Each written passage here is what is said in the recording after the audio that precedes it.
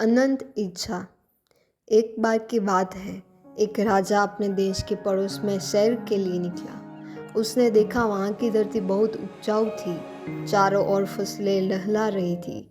राजा मन में सोचने लगा कि कितना अच्छा होता यदि वह सुंदर और उपजाऊ क्षेत्र उसके राज्य में होता और वह उसका मालिक होता।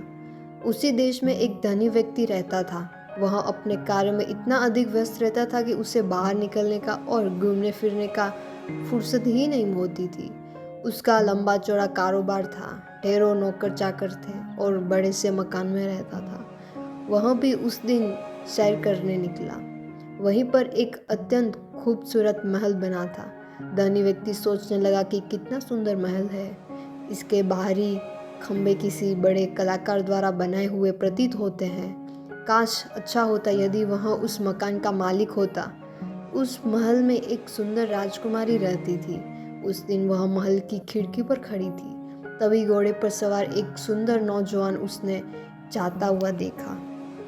वह सोचने लगा कि कितना अच्छा होता कि वह भी आज़ाद होता और सड़कों पर अपनी इच्छा से इधर उधर फिरता। एक बरामदे में एक बिल्ली बैठी हुई धूप का आनंद ले रही थी।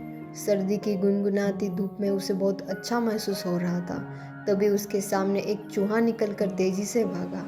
बिल्ली झटपट उठी और चूहे के पीछे दौड़ पड़ी, परंतु चूहा तब तक अपने बिल में घुस चुका था। बिल्ली सोचने लगी कि कितना अच्छा होता यदि मैं ये चूहा पकड़ लेती, फिर बड़े आराम से इसे मारकर खाती। चूहा बिल में से निकलकर रसोई की तरफ चला गया। वहाँ एक बर्तन में बहुत सारी मिठाइयाँ रखी थी। चूहा मिठाई देखकर सोचने लगा कि काश जी भरकर मिठाई खाने को मिलती।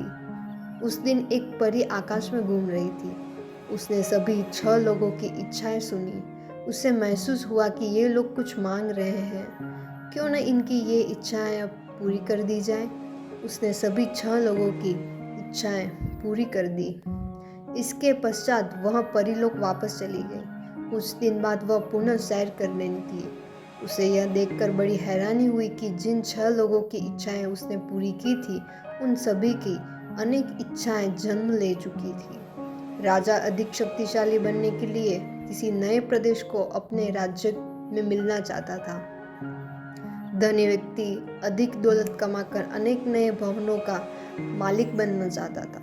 राजकुमारी विवाह के पश्चात अपने पति व भविष्य में होने वाले बच्चे के संबंध में ढेरों इच्छाएं रखने लगी थी। कुत्ता बाहर जाकर परेशान था। वह अपने मालिक के पास वापस जाना चाहता था। बिल्ली और अधिक चूहे खाना चाहती थी। केवल एक चूहा था जो बिल्ली की इच्छा के कारण बिल्ली के पेट में जा चुका था। मृत्यु के कारण चूहे की इच्छाएं समाप्त हो गई थी। परी को एहसास हुआ कि हर जीवित प्राणी की अनंत इच्छाएं जन्म लेती रहती हैं और वे तब तक समाप्त नहीं होती जब तक उसकी मृत्यु नहीं हो जाती। अब उसने किसी की भी इच्छा पूरी करने का इरादा छोड़ दिया और स्वयं घूमने के लिए आगे निकल गई।